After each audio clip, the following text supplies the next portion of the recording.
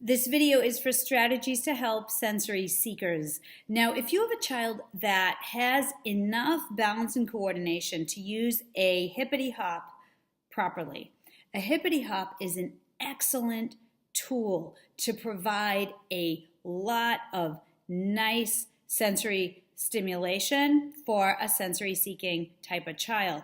Having a hippity hop on hand and allowing your child to use it, maybe they're going back and forth across a room if you're using it indoors, or if you're using it in an outdoor space, maybe they're going back and forth across a yard.